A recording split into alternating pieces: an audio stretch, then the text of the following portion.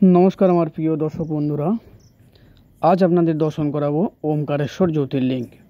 এই মুহূর্তে এখন আমি আছি ওমকারেশ্বর বাস স্ট্যান্ডে। এখান থেকে মাত্র 1 কিলোমিটার দূরে রয়েছে ওমকারেশ্বর জ্যোতির্লিঙ্গ বা মন্দির। দ্বাদশ জ্যোতির্লিঙ্গের চতুর্থ জ্যোতির্লিঙ্গ হলো ওমকারেশ্বর। নর্মদা নদীর তীরে উত্তরে রয়েছে ওমকারেশ্বর এবং দক্ষিণে রয়েছে মমলেশ্বর জ্যোতির্লিঙ্গ। মনে করা হয় ওমকারেশ্বর পর মমলেশ্বর জ্যোতির্লিঙ্গ দর্শন না করলে সম্পূর্ণ হয় না। ওমকারেশ্বর জ্যোতির্লিঙ্গ মধ্যপ্রদেশের খান্ডোয়া জেলায় ওমকারেশ্বর থেকে 1 কিলোমিটার দূরে রয়েছে এই ওমকারেশ্বর জ্যোতির্লিঙ্গ। কিভাবে আসবেন এখানে সেটাই বলছি আপনাদের আজকে। আপনার লোকেশন থেকে চলে আসুন ইন্দোর জংশন। স্টেশন থেকে নেমে আপনি চলে আসুন স্টেশনের বাইরে। সেখান থেকে আপনি বাস র্যাপিডো দুটোই পেয়ে যাবেন। র্যাপিডো করলে টাকাটা একটু বেশি নেবে, তাই আপনি একদম 80 কিলোমিটার দূর চলে যান মাত্র 300 টাকায়। 300 থেকে 400 টাকা নিতে পারে, একটু কম বেশি হতেই পারে।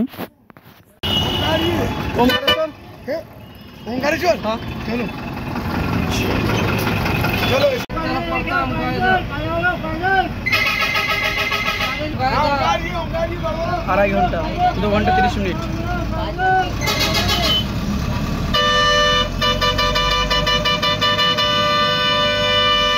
স্টেশন থেকে বাইরে আসা মাত্র আপনারা দেখতে পেলেন বাস দাঁড়িয়ে আছে ওমকারেশ্বর। ওমকারেশ্বর বলে এইভাবে আপনাকে ডেকে নিয়ে যাবে।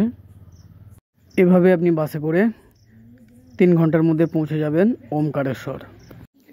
এভাবে আপনি 3 ঘন্টা অতিক্রম করে চলে আসবেন ওমকারেশ্বর বাস স্ট্যান্ড থেকে। এখান থেকে 1 কিলোমিটার দূরে রয়েছে ওমকারেশ্বর। এখান থেকে টোটো অটো আপনি পেয়ে যাবেন মাত্র 30 থেকে 40 টাকা ভাড়ায় আপনি পৌঁছে যাবেন মন্দিরের কাছে।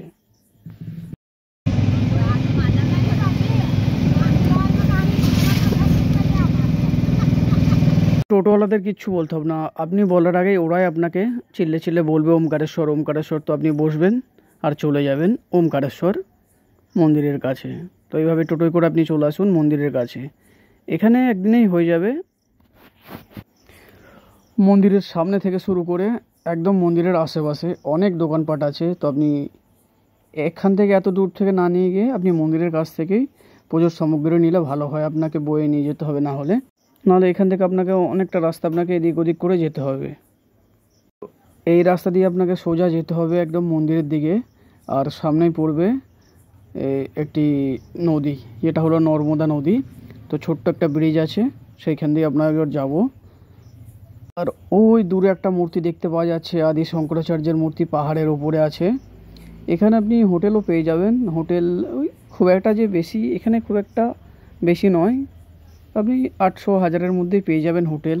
এই পারে আছে, ওপারে আপনি পাবেন না, এপারেই আপনি পাবেন, নদীর এপারে।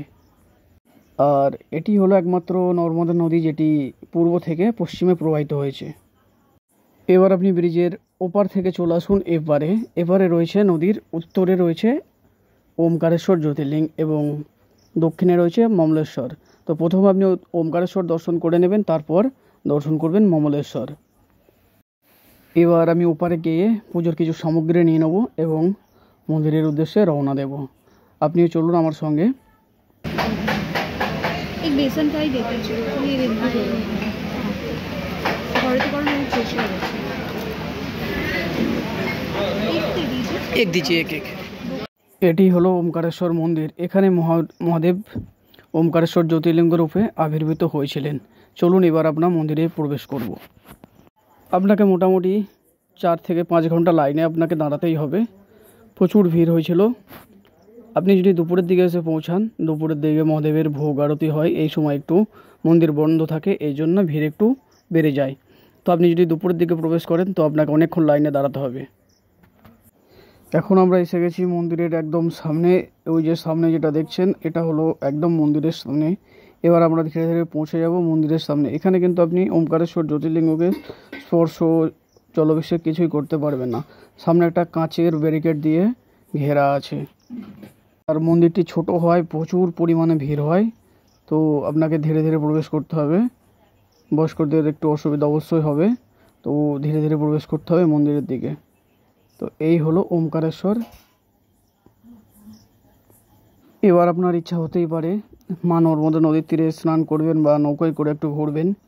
তো নৌকায় করে এপার থেকে আপনাকে ওপারে নিয়ে যাবে মাত্র 50 টাকায়। তো আপনি 50 টাকার বিনিময়ে এপার থেকে ওপারে চলে আসবেন। ওপারে এসে আপনি স্নানও করে নিতে পারেন। গঙ্গায় স্নান করে যতটা পুণ্য পাওয়া যায়, মা নর্মদা নদীর দর্শনে ঠিক তার ততটাই পুণ্য অর্জন করা হয়। জয় মা গঙ্গা, জয় মা নর্মদা। এবার আসল কথায় আসা যাক। আপনি তো এভাবে ওমকারেশ্বর আসতেই পারেন, কিন্তু কিছু কথা আপনাদের বলি। মধ্যপ্রদেশে দুটি জ্যোতির্লিঙ্গ আছে, একটি মহাকালেশ্বর, একটি ওমকারেশ্বর। তো আমি প্রথমে কি করেছিলাম, প্রথমে উজ্জয়নে এসেছিলাম। উজ্জয়নে একদিন থেকে তারপরের দিন আমি চলে গেছিলাম ইন্দোর, ওমকারেশ্বর। তো আমার মতে বলে আপনি চলে আসুন প্রথমে উজ্জয়ন মহাকালেশ্বর দর্শনের পর দ্বিতীয় দিন চলে যান ওমকারেশ্বর। ওমকারেশ্বর দর্শন করে আবার চলে আসুন উজ্জয়ন। এটাই আমার মতে বলে বেস্ট হবে। মহাকালেশ্বর নিয়ে আগেই আমার একটা ভিডিও বানানো আছে, অবশ্যই সেটি দেখে নেবেন আমার ইউটিউব চ্যানেলে। আর ভিডিওটি কেমন লাগলো অবশ্যই জানাবেন, আর আপনাদের কোনো প্রশ্ন থাকলে অবশ্যই জানাবেন। হর হর মহাদেব, জয় শ্রী মহাকাল।